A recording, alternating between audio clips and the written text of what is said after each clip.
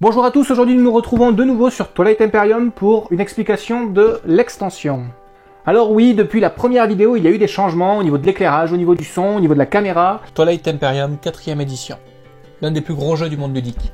Et bien sûr, je suis un petit peu plus à l'aise devant l'objectif, donc cette vidéo sera peut-être un petit peu moins pénible à regarder. L'extension Twilight Imperium est très bien fournie en termes de matériel, mais par contre au niveau des règles, il n'y a pas grand chose, donc on va essayer de faire ça en moins de 5 minutes. Alors qu'est-ce qu'il y a dans cette fameuse extension? Donc déjà, elle est très lourde.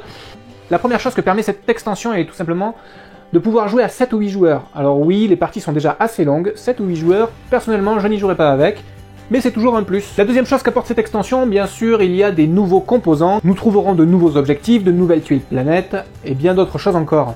Cette extension permettra également d'augmenter encore plus la symétrie entre les factions, en leur proposant différentes cartes qui leur sont propres, on verra ça dans l'explication des règles.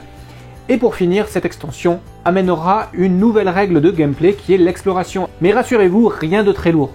On voit tout de suite ces modifications après le générique.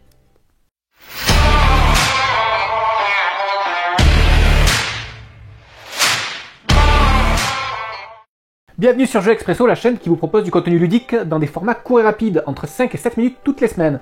Alors n'oubliez pas de vous abonner, mais en attendant, place aux règles de Twilight Imperium, l'extension. Passons tout de suite en revue ce qui change au niveau de la mise en place sur le plateau commun.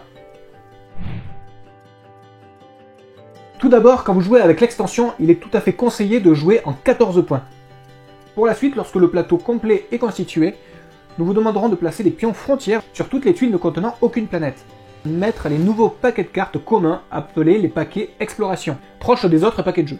Pour finir, un nouveau système sera commun à toutes vos parties et sera en dehors de la galaxie. Le trou de verre est sur sa face inactive, seul le trou de verre gamma doit être visible.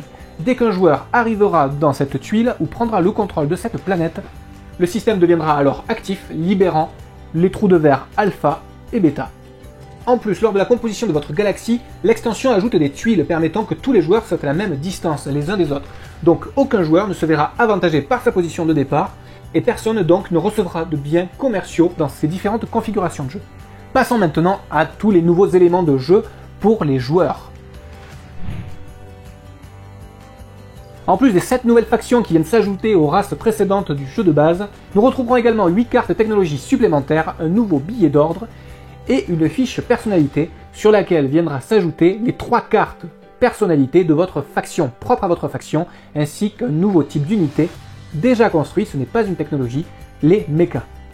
Voici les nouveaux éléments qui viendront ajouter encore plus d'asymétrie entre les factions de Twilight Imperium et qui vous permettront également d'accroître vos options stratégiques au niveau du jeu. Dans ces 3 cartes personnalités, chaque faction se retrouvera donc avec un agent, un commandant et un héros. Au début de la partie, seul l'agent est disponible. L'agent a une compétence qui va pouvoir être utilisée pendant ses tours, comme une planète. Le commandant et le héros seront débloqués si vous respectez la condition mentionnée au dos de la carte. Attention, les mechas sont des unités de type force terrestre, ils devront donc être transportés pour être amenés de planète en planète. Et ils pourront, pour certains d'entre eux, être déployés selon le mot-clé déploiement.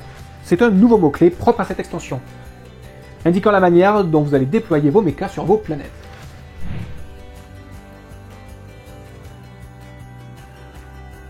Nous avons parlé déjà du premier mot-clé, déploiement, il y en a également quelques autres.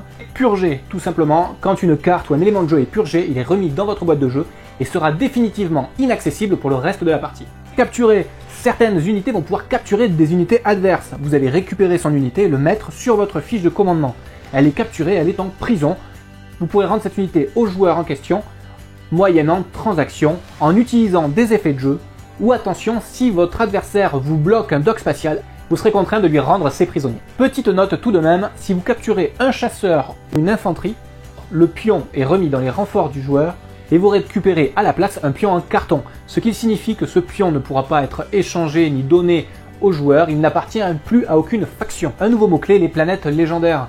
Dans cette extension, il y a quelques nouvelles planètes qui sont des planètes légendaires qui, en plus de leurs cartes ressources, ont une compétence propre à cette planète. Elle est tout de suite utilisable. Attention à la différence des cartes ressources, si l'on vous pique cette planète légendaire, sa compétence arrive dans le même état chez votre adversaire. On passe à la 4e partie, la partie qui va changer un tout petit peu le gameplay du jeu original, mais rien de bien méchant.